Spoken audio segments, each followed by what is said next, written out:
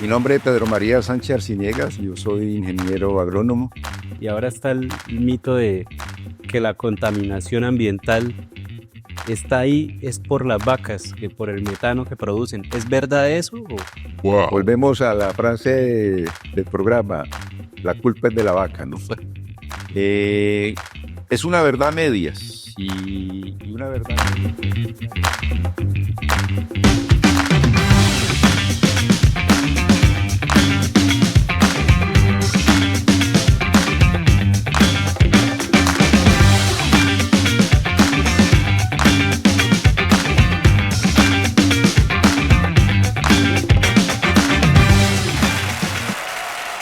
Bienvenidos a No Sabías, un espacio para hablar de temas que deberíamos estar conversando, pero que simplemente no lo hacemos porque no sabíamos que debíamos estar hablando. El día de hoy vamos a hablar de un tema que nos compete a todos al momento de ir al mercado, al momento de estar comiendo ahí en el comedor con nuestras familias o con... También incluso en el calentamiento ambiental. Y hay por ahí algo que dicen, ¿no? Que la culpa es de la vaca. Vamos a ver si realmente la culpa es de la vaca. Para eso tenemos a nuestro experto, Pedro Sánchez, y quién mejor que él para presentarse. Muchas gracias. ¿Cómo están todos? Mi nombre es Pedro María Sánchez Arciniegas, yo soy ingeniero agrónomo. Trabajo en la Universidad de Santander con el programa de medicina veterinaria. Y con mucho gusto pues, para compartir aquí la experiencia, el conocimiento que se ha podido construir en estos años de grata vida en este planeta. Genial, genial. Y vamos a hacerla más grata todavía, ¿no? Lo que queda. Okay. Para iniciar, hablamos ya mal de la vaca, ¿no? Ya le echamos la culpa antes de empezar. Pero, ¿qué es producción animal? Ok. La humanidad siempre va a demandar alimentos, esa es una de sus necesidades básicas, la consecución de comida, la consecución de alimentos. Y alimentos de todos tipos, ¿no? Nuestra dentadura nos dice más o menos qué tipo de alimentos debemos consumir. Hierbas, dientes, caninos, carnes, molares, granos. Entonces, somos omnívoros. Indiscutiblemente una de las demandas grandes es la proteína y de origen animal, que se puede por concentración equiparar a otros cultivos, otros productos agrícolas como los frijoles, que pueden tener un contenido de proteína similar o mayor que la de la carne, pero no cumple o no tiene todas las características y todas las enzimas que tiene la misma carne. Entonces son complementarios, son sustitutos, no son competitivos como nos quieren mostrar algunas personas. Entonces los sistemas productivos pecuarios son los que tienden a producir ese tipo de proteína de origen animal y no solamente la carne, el huevo, la leche y sus derivados, los lácteos. Entonces lácteos, huevos y por supuesto la carne de muchas especies, los peces, los corderos, los ovejos y la misma vaca. Entonces, los sistemas productivos es la forma de cómo hacer eficiente el uso de los recursos productivos que se tienen en el suelo, la pradera, instalaciones, tecnología y conocimientos para poder producir esos alimentos, huevo, leche, lácteos y cárnicos. ¿Tiene que ver eso con lo que llaman sistema integral? ¿O puede Sí, haber? claro, el sistema integral es la unión de diferentes sistemas productivos. Entonces, la producción de huevos, la producción de carne en la misma granja o en el mismo predio, la producción de leche, ojalá la transformación en lácteos y en productos cárnicos, la producción de abonos orgánicos a través de cultivos que se tienen y producen materias que se puedan transformar y convertirse en abonos orgánicos, el mismo reciclaje del agua, piscicultura con hortalizas, por ejemplo. Entonces es buscar como lo que hoy en día se denomina la economía circular, no desperdiciar ningún producto, subproducto o coproducto de un proceso, de una especie, integrarla a otra especie para obviar la dependencia de recursos externos. Ese es su principal objetivo. Y que todos los recursos que requieran las fincas o los predios productores de alimentos los obtengan en su mismo predio. ¿Qué papel juega la nutrición del animal en el proceso productivo al final? O sea, Bueno, los sistemas productivos donde están esos procesos implementados están en manos de productores que tienen un fin económico. Ningún avicultor lo hace por hobby, ningún ganadero lo hace por hobby. Es una actividad económica como cualquier otra. Y la buena nutrición de los animales, de cualquiera de estos sistemas productivos, redunda en precocidad, en llegar más rápido el animal al momento del sacrificio, si es para carne, en iniciar más temprano las posturas, si es, por ejemplo, gallinas de huevo. Entonces, el ahorro en tiempo, en el ciclo productivo, ese ahorro significa mayores ingresos.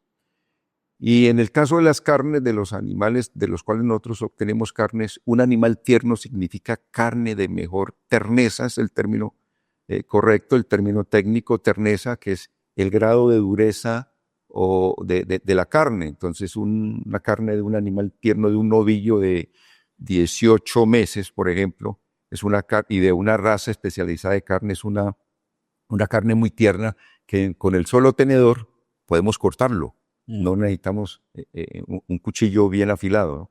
Entonces nos da al productor le da mejores ganancias, mejores retribuciones económicas, y a los consumidores nos da un alimento de mejor calidad, un alimento de un animal más joven, más nutritivo. Se podría decir que para tener, entonces en ese punto de vista, para tener una mejor carne hay que engordar más rápido el animal.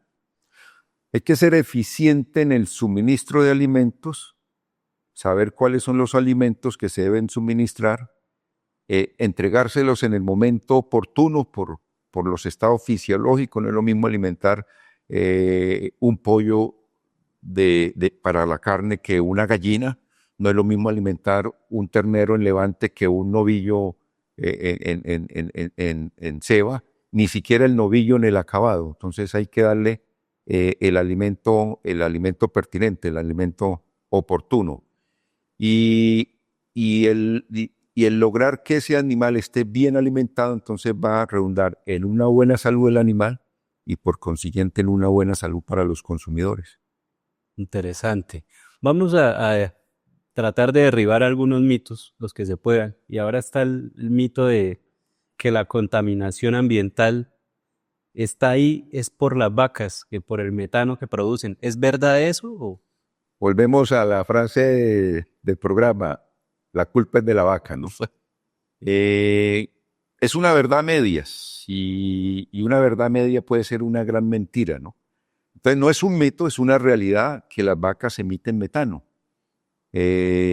Alrededor de una tercera parte del gas de efecto, de los gases de efecto invernadero los emiten los rumiantes, dentro de eso las vacas. Eso es verdad que lo emiten, un proceso natural, por la fermentación de las fibras de esa comida fibrosa que ellos consumen y digieren y transforman en uno de los estómagos.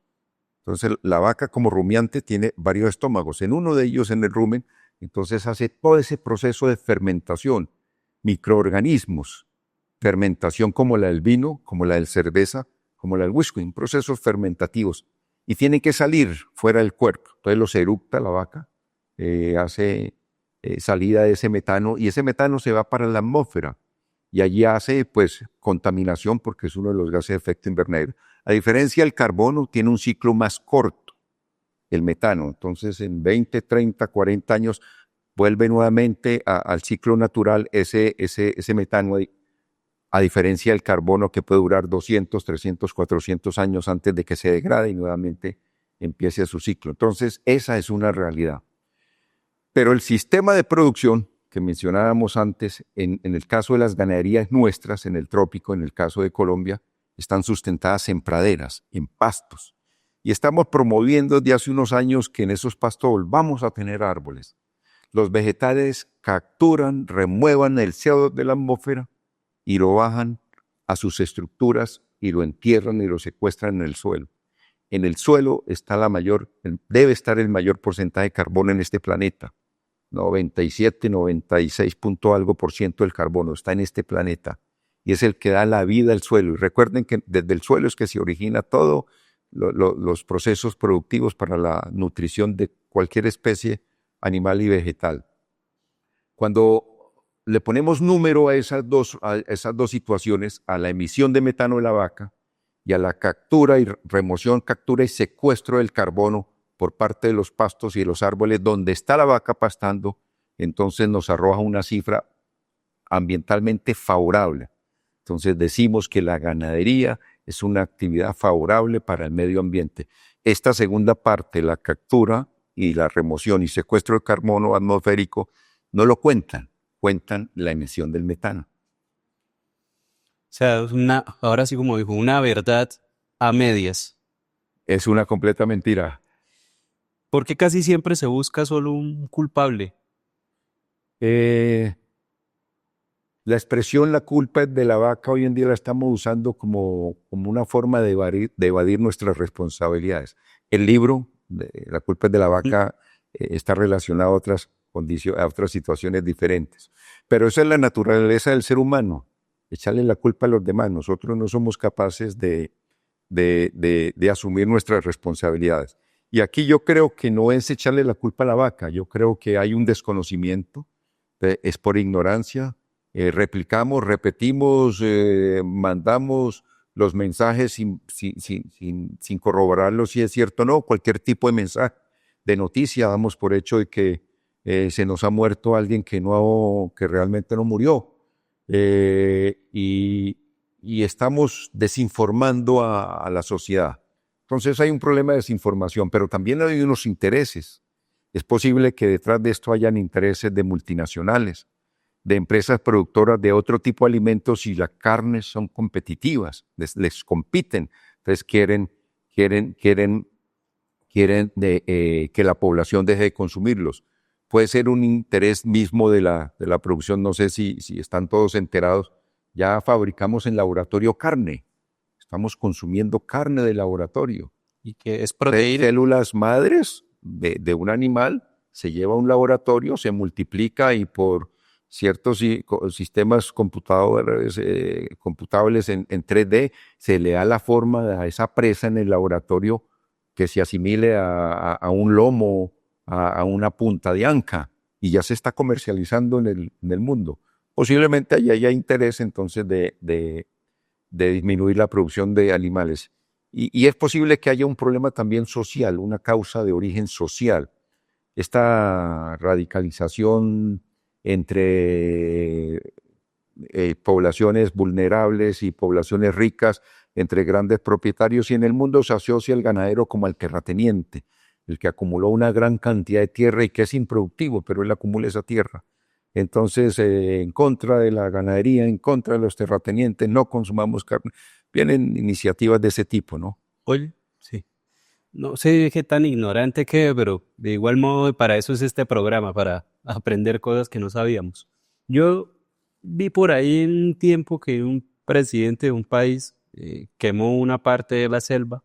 Entonces se decía que eso era eh, para cultivar vacas ahí, entonces que lo iba a volver potrero. Entonces esto generó una propaganda negativa hacia la ganadería y yo creo que ahí es que uno viene culpando la vaca, ¿no? Finalmente. Sí, Pero hay, hay ese problema de sí. relación de deforestación y ganadería. Entonces, ¿hay algún modelo de producción o dependiendo de cómo yo vaya a hacer la ganadería, puedo mitigar el impacto medioambiental que va a tener? Sí, sí lo hay, pero antes quisiera referirme a esa otra culpa que le echan a la vaca con relación a la deforestación. Y el ejemplo en Colombia es la Amazonía, que estamos deforestando la Amazonía.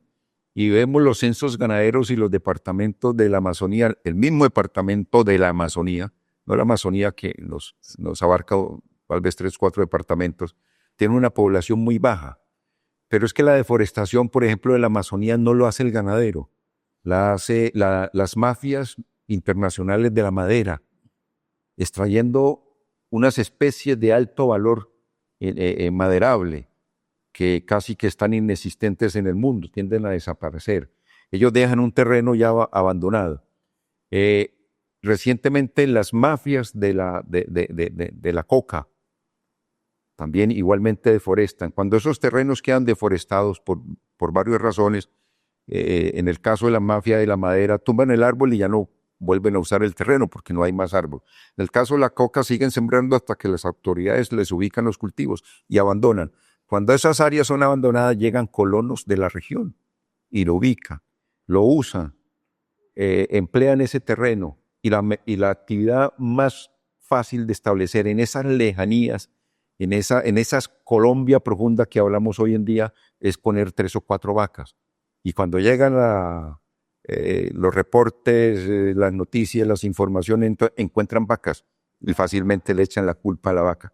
La culpa no es de la vaca. Con respecto al proceso productivo, si es viable hacerlo más sostenible, sí. Se está liderando, Colombia lidera un proyecto que se llama Ganadería Sostenible, y una hija de ese modelo es la ganadería regenerativa, la cual también Colombia a nivel americano lidera, y es realizar prácticas de conservación del recurso suelo y agua que tenemos, que se están usando en las ganaderías. En el caso del recurso suelo es establecer, nuevamente colocar árboles, montar lo que se denominan los sistemas silvopastoriles. Son árboles estratégicamente colocados, una distribución espacial estratégica dependiendo de las especies en las áreas de ganadería. El árbol, su función, como mencionaba antes, es capturar el CO2 y secuestrarlo en el suelo. Y lo captura en la madera. Y después, a los 20, 30 años, tumba el árbol, se aprovecha el árbol, se hace un mueble y el carbono queda en esos muebles allá capturado. Entonces lo retiramos de la atmósfera. Pero también las praderas hacen un uso eficiente. Y otra forma es mejorar el sistema de pastoreo. Introducir los animales, montar sistemas de pastoreo rotacionales con poco tiempo de pastoreo, ojalá máximo un día en un terreno. Cada día los animales se van cambiando de potreros y eso le permite al animal consumir pastos frescos, pastos más tiernos, pastos con contenidos de fibra menores, tal vez alrededor del 50-52% de fibra, que es lo ideal, y eso le permite evitar tanta emisión de metano.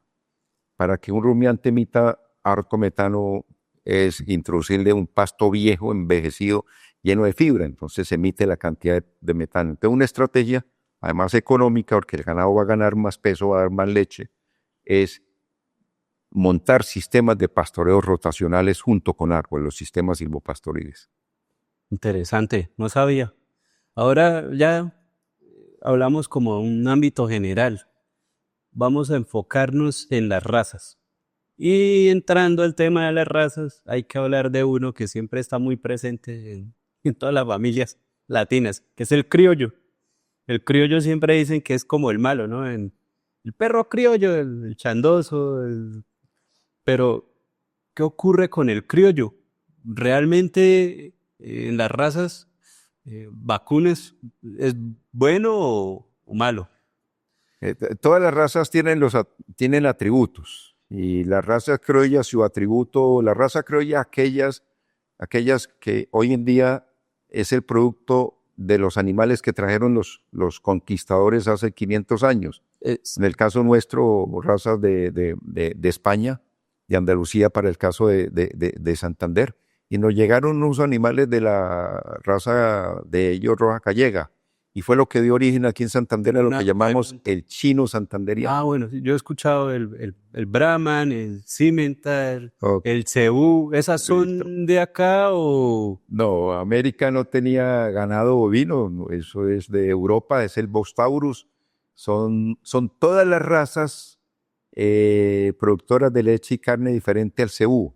El otro es el Bos indicus, que son las razas cebuinas, que es de la India, y allá es originario el ganado. En América no había. Entonces los conquistadores trajeron estos primeros animales y aquí empezaron a adaptarse, 500 años de adaptación. Para adaptarse a estas condiciones de clima de trópico, pues perdieron algunos atributos productivos. Las razas de carne perdieron en buena parte el atributo productivo de carne. Las razas de leche perdieron el atributo productivo de leche, disminuyen su producción de leche, pero se adaptan. Son precoces, resisten enfermedades, son longevas. Precoces, muy jóvenes, entran en reproducción, son longevas, vacas de 20 años, chino santanderiano todavía dando crías. Son prolíficas, cada 13, 14, 15 meses dan un ternero. Esos son nuestros animales criollos. Aquí habían criollos en Colombia hasta hace 100 años, Luego entró el Brahman, el cebú blanco, el Brahman. Una modificación, una mejora genética de los animales índicos que entraron a Colombia, que entraron a América, mejorada en los Estados Unidos. Entonces el producto de eso fue Brahman. Entonces empezó a introducirse animales Brahman, toros Brahman, a montar nuestras vacas criollas. Y entonces el resultado fue un mestizaje.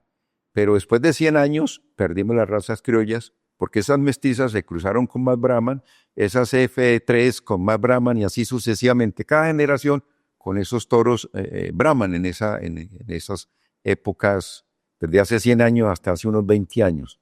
Entonces, el ganado criollo se desapareció. Y en los últimos 30 años empiezan a entrar otras razas. Entonces, razas de carne, el Angus no se adapta a nuestro trópico, entonces se cruza y forma el Brangus, Brahman por Angus, la palabra Brangus. Entran otras razas de leche como la Holstein para los climas fríos, como el Jersey, el Guernsey, el pardo suizo.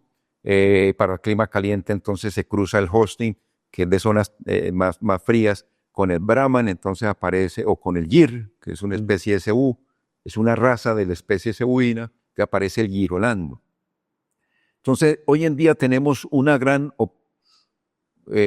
como disponibilidad de recursos genéticos para establecer lo que queremos. Si queremos carne en clima caliente de alta producción, nos toca un cruzamiento donde vaya un criollo. Leche en clima caliente, nos toca un cruzamiento europeo donde vaya un criollo o una raza cebuina. Carne en clima frío o leche en clima frío, posiblemente con razas puras europeas, el Holstein o para el caso de la leche, el Jersey para el caso de la leche. Entonces no hay razas buenas ni hay razas malas. Pero el chino santandereano tiene un atributo que no lo tiene, o las razas criollas que no lo tienen los demás, la adaptación de 500 años. Y eso es el recurso, no produce ni carne ni leche, produce adaptación, le entrega adaptación para que los ganaderos hagan los cruzamientos dirigidos por personas expertas en el tema para obtener mayor producción utilizando genética adaptada a estas condiciones del trópico. ¿Todavía se puede conseguir el chino santandereano? Se nos estaba desapareciendo tal vez hace, unos 8 años en un censo se hablaba de 250 animales puros, tal vez de unos 1.500 cruzados. Hoy podemos decir que tenemos algo de 1.000 animales puros, la mayoría en Santander, y alrededor de unos 3.000 a 4.000 animales cruzados. Entonces, muchas instituciones están haciendo actividades para fomentar, desarrollar y seguir creciendo ese recurso genético que se nos estaba perdiendo. Interesante saber de todo este tema de producción, pero me queda una duda bastante significativa y es que ya hablamos del proceso de producción, ya hablamos un poco de las razas, pero en el momento de uno ir a comprar, va y uno compra a la plaza y uno no sabe qué le están dando, de qué animal o de qué raza. ¿Hay alguna certificación que uno pueda solicitar o mirar? A ver, nosotros hemos avanzado en la oferta y consumo y compra de carnes, ¿no? Mencionaba uno la plaza comprar. Yo creo que es el sitio donde no debe uno comprar carnes. No. Porque las carnes tienen que pasar, se ha demostrado en los últimos 20 años, que tiene que pasar por un proceso de maduración después de que el animal es sacrificado, porque ahí lo que hay es un músculo, no es un alimento, con fibras nerviosas. Una carne colgada en una plaza de mercado de un animal sacrificado el día anterior, todavía lo vemos que hay movimiento, son fibras nerviosas. Para que eso se convierta en alimento tenemos que entrar en un proceso de maduración que puede demorar 3, 4, 5 días. Los frigoríficos actuales inician ese proceso de maduración, empacan al vacío o empacan común y corriente, pero si está al vacío el proceso es mucho más acelerado. Debemos llevarlo a la casa e inmediatamente también guardarla en la nevera y asegurarnos que esté allí unos 1 o 2 días antes de empezar a consumir, para no consumir músculo con nervios, sino consumir alimentos. Está cambiando esos hábitos. Hace tal vez 30, 40 años el 90% de la carne la conseguíamos en la plaza de mercado sin guardar la línea de frío allá colgada y sangrando. Hoy en día, por lo menos en la plaza de mercado, ya están refrigeradas, pero es carne fresca que no ha sufrido ese proceso de maduración. Entonces, una primera recomendación para el consumo de carnes es consumir carnes maduradas, que tengan un proceso de maduración y madurarla en las casas. Si está fresca la carne, podemos partir en porciones y se guardan en la nevera, de allí pueden durar 8 o 10 días y empiezan a madurarse. Tienen un sabor diferente, más de mayor gusto. Ahora, con respecto a la terneza, que es la resistencia que le hace al cuchillo, o sea, la dureza de la carne, tenemos que comprar carnes en sitios especializados de comercialización de carne.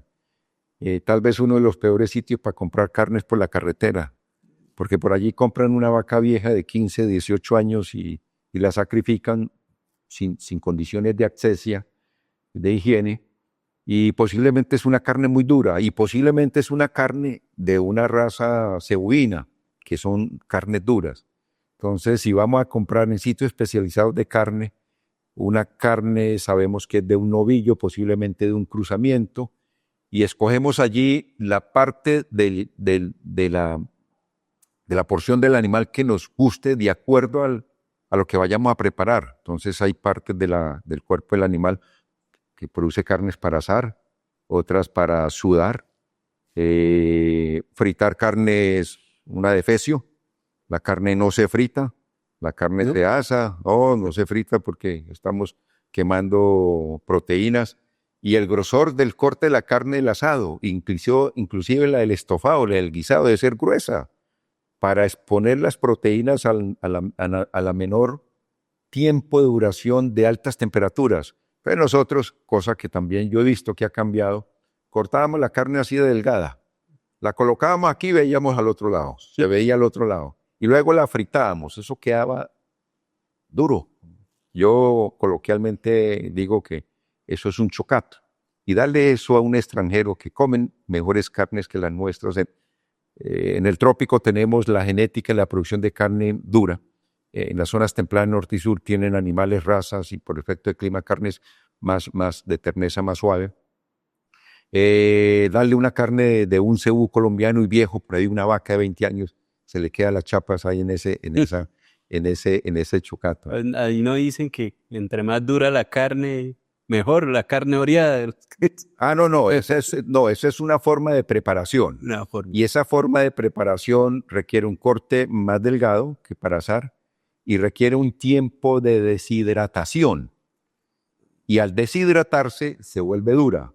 La carne de un asado es al revés, es gruesa, rápidamente a temperaturas altas, medio minuto por un lado, medio minuto por el otro, es lo que llamamos que la carne queda sellada, y luego bajamos temperatura y seguimos por un periodo largo de 20 minutos a 30 minutos, seguimos con el asado de la carne, pero a temperaturas más bajas, y queda jugosa, por dentro es jugosa, de tal forma que cuando la cortamos es blanda y salen los jugos. Entonces es una carne que tiene alto contenido de agua, no se ha secado como la carne nuestra, carne oreada, que hacemos es al revés, la secamos. Pero el objetivo es obtener una carne diferente. Una carne oreada es una carne rica, pero no podemos comerla todos los días. Se nos cae la chapa. Es una carne muy dura, pero muy sabrosa. ¿Sí? Bueno, entonces, no hay certificados o sellos. En Colombia se están empezando a certificar unos procesos de producción ambiental, carne cero deforestación, en otros países carne carbono neutro. Se están certificando también desde el punto de vista ambiental, también el proceso desde el punto de vista de los recursos que usa. Entonces el GRAS-FIT, el sello de animales alimentados a pasto, ese es un sello. A diferencia de los animales alimentados o engordados en granos, sobre todo en la última etapa, que es muy común en los Estados Unidos, México, Argentina, buena parte de Brasil y Uruguay. ¿Esos sellos darían algún beneficio al productor? ¿O si el productor, para qué hago esto? En Colombia no hay un beneficio económico, es más bien el orgullo de decir los animales míos y muchos productores en Colombia pagan la maquila, empacan su carne y la comercializan. Y no vemos aquí en Bucaramanga, hay unos 2 o 3 distribuidores de carne que ellos son ganaderos, producen sus propios animales y le ponen esos sellos. No hay un beneficio económico porque todavía falta que el consumidor reconozca esa agregación de valor que se le está dando al proceso, pero sí hay algo muy valioso para esos ganaderos que es sentirse orgulloso de que lo están haciendo bien por el planeta o bien para la nutrición de las personas que van a consumir esas carnes. Bueno, interesante. Ya estamos redondeando como el tema, ¿no? Iniciamos con la producción general, las razas, dónde comprar la carne. Ahora viene la cocina. Ya ahorita hablamos un poquito de la cocina, algunas preparaciones, pero hay unos mitos por ahí que escucha uno, ¿no? Por ejemplo, cuando uno se come un pedazo de carne y está muy dura, uno dice, esa vaca estaba vieja. La terneza hace relación sí, a la juventud de la vaca. Sí, está asociada inicialmente a genética. Entonces, las razas europeas de carne, el Hereford, el Shorton, el Angus, el Aberdeen Angus, son razas de animales que han sido orientadas a la producción de carne y son carnes tiernas y son animales que en esa zona se sacrifican a los 16, 18 meses. Son animales jóvenes. Entonces, por genética y por manejo, pues se obtiene una carne muy suave, muy tierna, muy blanda. Si eso lo cruzamos en el trópico con nuestras razas criollas o nuestras razas cebuinas que establecimos desde hace 100 años, pues mejoramos la terneza de la carne. El otro tema relacionado con calidad de carne es el malmoreo, o sea, cómo la grasa se distribuye en el músculo. Entonces, las razas cebuinas, el Brahman, el Nelor, el Gir, el Gucerat, sobre todo lo que llamamos nosotros el cebú. La grasa está por fuera del músculo y uno la ve cuando compra carnes. Entonces la grasa está por fuera del músculo. Y lo primero que hacemos es retirar esa grasa porque afea la porción y no consumimos grasas, que debe haber una buena proporción, debe haber algo de grasa en las carnes para su calidad nutricional. Las razas europeas de carnes al revés, está la carne incrustada en el músculo. Usted uno ve la porción de carne y ve allá unos puntos blancos. Ese es el malmoreo. Y eso lo tienen las razas especializadas de carne europeas, que son las mejores razas. El guayú hoy en día, que con el fenómeno que hay de publicidad, el guayú japonés, pero es unos núcleos de animales muy pequeños, muy reducidos. No hay en el mundo más de 1 millón de cabezas de guayú y en Colombia tenemos tal vez 22 millones de cebuinos, por dar un ejemplo de relación. Entonces, esas dos características debe tener una buena carne, y esas dos características al momento de hacer las cocciones, de hacer las preparaciones, y estamos hablando que casi de asados, se nota esas características de alta calidad de esas carnes, y es un alimento pues muy, muy agradable. No quiero decir que la carne no se pueda consumir de otra forma, pero la forma más natural de consumir la carne bovina es asada. Y no es el asado aquel típico que el carbón y allá afuera en el patio, no. Podemos poner una plancha y colocámosla encima de una estufa y ese es un asado con cantidades mínimas de aceite, ¿no? ¿Por qué comer carne a término 3/4? ¿Qué le dicen? Mucha gente dice, uy, pero mire, eso se le ve la sangre, eso está crudo. ¿Y por qué no comer carne media? Peor. Es media, no es 3/4. Muchos paladares bajan hasta 3/4, pero la recomendación a medio asar, no 3/4 de asada, sino media asada. Es para conservar su calidad nutricional, simplemente. Proteínas, las proteínas que son valiosas, y hay 2 tipos de proteína que no las podemos encontrar en los vegetales. Entonces, básicamente es por eso. Pero podemos fácilmente consumirla 3/4. Es una cuestión ahí sí, de quitarnos tabús de acá, y tabús tal vez individuales, ¿no? De retarnos nosotros mismos a consumir una carne de otra forma diferente como la hemos consumido, requemada. Eso no es un alimento, las proteínas ya no existen, están degradadas.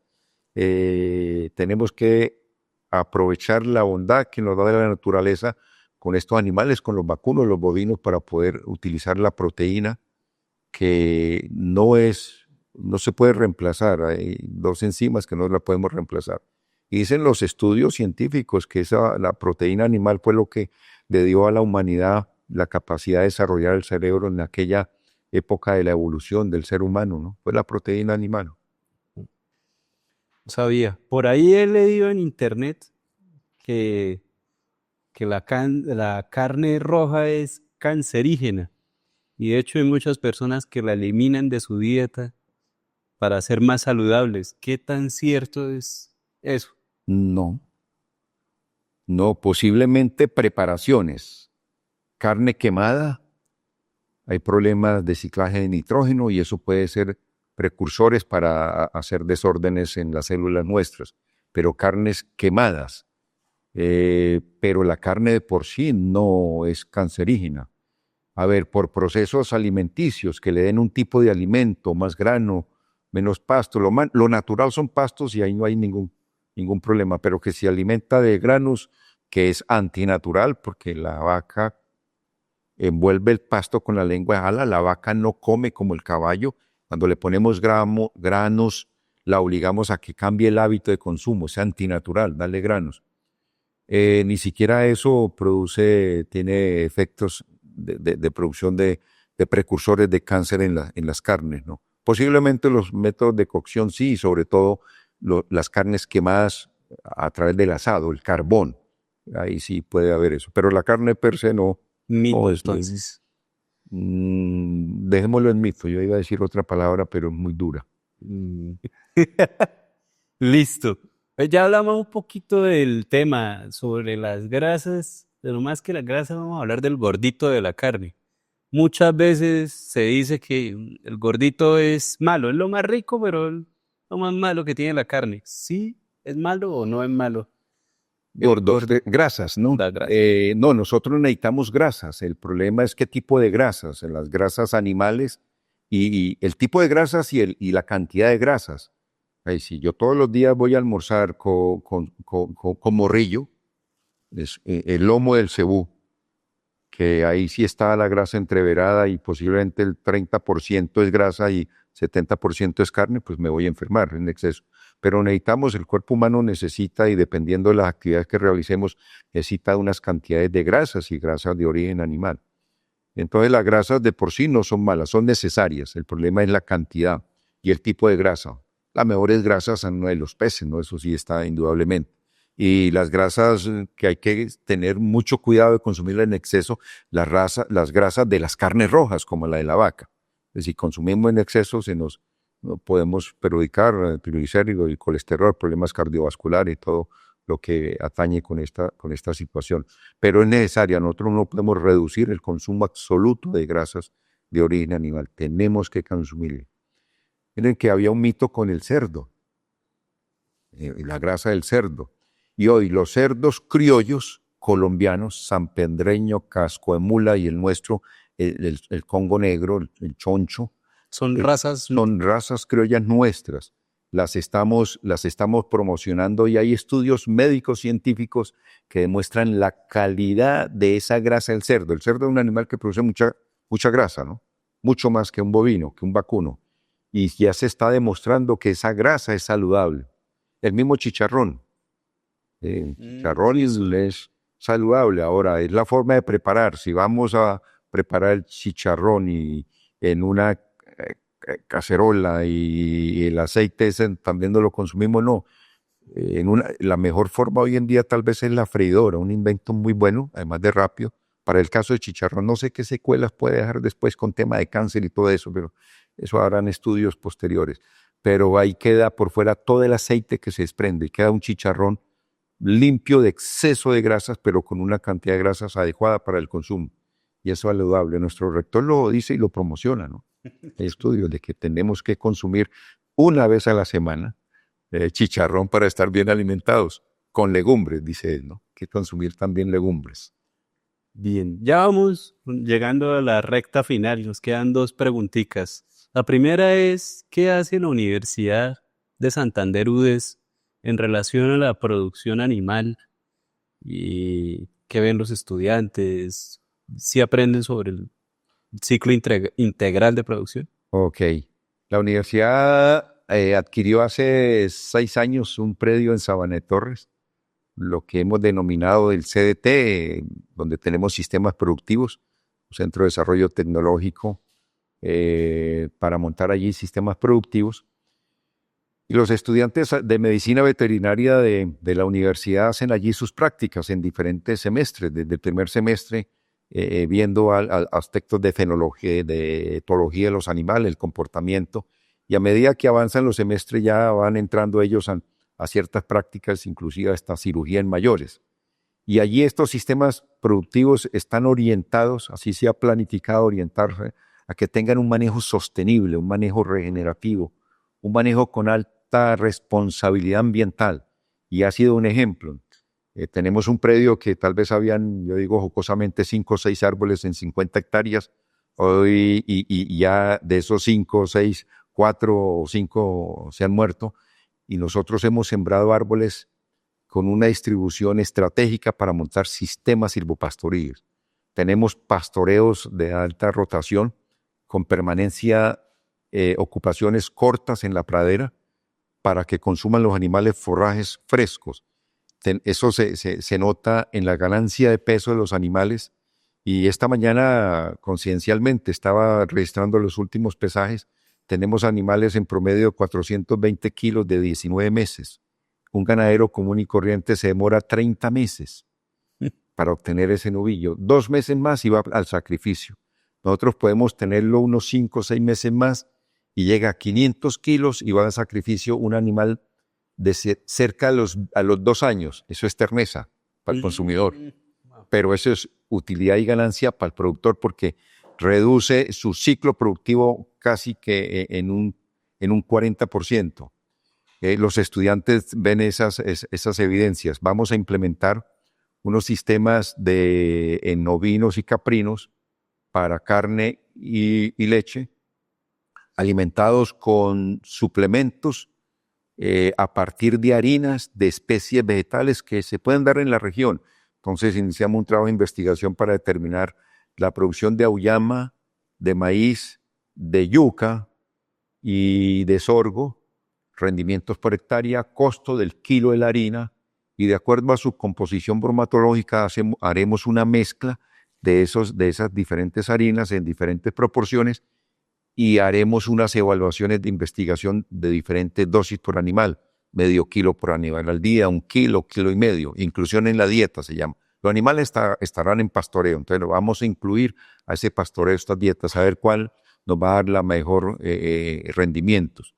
Entonces vean que estamos utilizando recursos, estamos haciendo un desarrollo integral con esos sistemas productivos, recursos locales que podemos tener, en vez de comprar concentrados hechos con soya y sorgo traído del extranjero, es como nuestra yuca.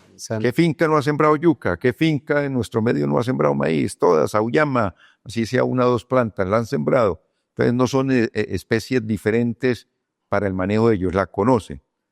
Pero podemos aprovecharlas para producir harinas para que nos convierta esas harinas en proteína animal. Leche de la cabra, carne del cordero, de la oveja, carne de la vaca o del novillo y leche también de la misma vaca. Subproductos que van a aparecer allí, entonces vamos a hacer compostaje para producir abonos orgánicos y aplicar. En 4 años a las praderas no le hemos aplicado herbicidas, no le hemos aplicado fertilizantes químicos. Hasta ahora vamos a empezar en una área pequeña a utilizar cales naturales provenientes de rocas y abonos orgánicos. El resto del área, así como lo recibimos hace 5 o 6 años cuando la universidad adquirió el predio. Entonces son modelos sostenibles ambientalmente, son modelos regenerativos que creo que es importante divulgarlo primero en la comunidad académica, los estudiantes de medicina veterinaria, y luego a través de días de campo y giras. Entonces, estamos en la tarea de construir una propuesta para ver si a fin de año, a mitad de año, hacemos un día de campo con ganaderos para poderles mostrar las bondades en cada uno de los aspectos: manejo de la pradera, manejo de la nutrición del animal, manejo de la sanidad del animal y manejo de la reproducción. Y estamos proyectándonos a hacer también posiblemente unos cursos para capacitar a profesionales, médicos veterinarios, zootecnistas y posiblemente también agrónomos, como es mi caso, que nos hemos vinculado a la ganadería para capacitarlos en estos avances tecnológicos. Tal vez eso sí podría ser como hacia el segundo semestre. Entonces la universidad con este predio le apunta a la docencia, le apunta a la investigación y le apunta a la extensión. Integral, en todo el sentido de la palabra. Integral de Interesante. conocimiento. Bueno, ya hoy me di cuenta de muchas verdades a medias que tenía. Hay muchos mitos, que la culpa es de la vaca, que la carne es cancerígena, pero en fin, ya aprendimos cosas nuevas. ¿Alguna reflexión con la que quieras finalizar? Yo pienso que para quienes nos escuchan, que son consumidores, no son productores, son consumidores, es revisar muy bien la etiqueta de los productos que consumen, de cualquier tipo de producto.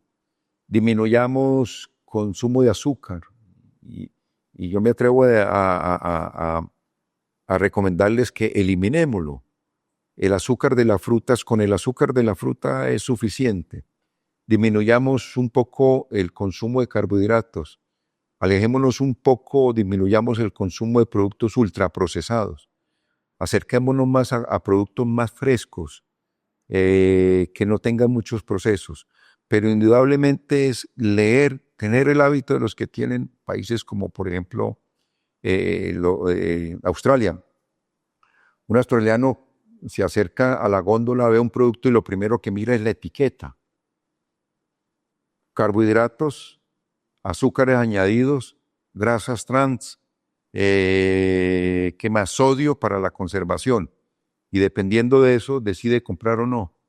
Nosotros nos acercamos al producto y lo que vemos es el precio. La etiqueta del precio. Es un mal hábito que tenemos. Tenemos que mejorar, yo creo que en eso. Y no le tengamos miedo a la carne. Somos omnívoros. No somos carnívoros tampoco, pero no somos vegetarianos. Somos omnívoros, entonces necesitamos por lo menos una porción de 125 gramos de carne al día. No es publicidad para el sector productivo o ganadero que es en el que me desempeño, yo soy ganadero, sino es una realidad, 100 a 125 gramos al día de una porción de carne. Hay que consumir granos, hay que consumir leguminosas en nuestro plato. La dieta santandereana es rica en carbohidratos, yuca, arroz, plátano. Hay que bajarle un poquito de eso y meterle un poco más de leguminosas, de granos, subir mucho el consumo de frutas. Consumir huevo, es un mito el huevo, ya está demostrado, ¿no? Tenemos que consumir una persona adulta fácilmente 3, 4 huevos al día, no hay problema, y es la proteína animal más barata que hay. En el desayuno, con ese consumo de 2, 3, 4 huevos al desayuno, casi que está supliendo su demanda de proteínas del día de la persona, a no ser que haga ejercicios o actividades que le implique esfuerzo físico. Tenemos que ir cambiando, lo estamos haciendo, los hábitos alimenticios. Bueno. Una correcta alimentación nos da una buena nutrición y eso nos aleja de problemas de enfermedades. La primera estrategia preventiva de la sanidad de cualquier individuo, planta, animal o humano, es la nutrición. La primera estrategia preventiva que hay. Bueno. Por eso, en el programa de medicina veterinaria hay una materia que se llama pastos y forrajes, que yo la doy, y ahí les digo a los estudiantes cómo en ese proceso de planificación de una correcta nutrición de especies que demandan pastos y forrajes de buena calidad, se previenen muchas enfermedades, sobre todo las carenciales. No debemos esperar que las plantas en nuestros cultivos o las ornamentales, nuestros animales productivos o también de compañía y nosotros mismos nos enfermemos porque estemos malnutridos. Tenemos que saber nutrirlos, conocer más, leer más, mucha lectura y mucha información creíble no saber buscar fuentes de información creíbles, no lo que dijo cualquier persona en un TikTok y creer que esa es la sabiduría, ¿no? Hay estudios académicos, estudios científicos que nos pueden guiar como para poder tener una correcta alimentación. Interesante. Creo que saber comer, y no es tan fácil saber comer como uno piensa, que es solo coger el producto y alimentarse, ¿no? Leer la etiqueta, ver qué estoy comiendo. Y saber comer no es costoso. Entonces la gente cree, no, es que si yo como ciertas cosas, entonces me sale más costoso, más barato los carbohidratos. No. Cambie una porción de yuca al día, se come 2, cambie una y cámbiela por un huevo. ¿Cuánto vale un huevo? Eso no es algo costoso. Ahora, comprar carnes, sí, la carne de res está subiendo, pero hay carne de pollo, que es mucho más económica que la de res. La misma carne de cerdo y con unos contenidos de grasa aceptable en la de cerdo. Y es la combinación de fuentes de proteína kármicas, no solamente apuntarle a una carne. Tal vez nos centramos mucho en el tema de las carnes de vacuno, pero no cualquier fuente de carne, pez. Hay que consumir una vez a la semana pez y tal vez algunos peces sí son, o pescados son más costosos En la para tercera temporada hablamos de los otros ciclos de producción, de los otros animales. Pero muchas gracias por ayudarnos a eliminar ciertos mitos que van adornando nuestra vida. Gracias a todos. Les recuerdo, No Sabías es un programa creado para hablar de temas que deberíamos estar conversando, pero que no lo hacemos simplemente porque no sabíamos qué estaba pasando. Nos vemos hasta otra edición. Hasta luego. Muchas gracias. Hasta luego. Gracias.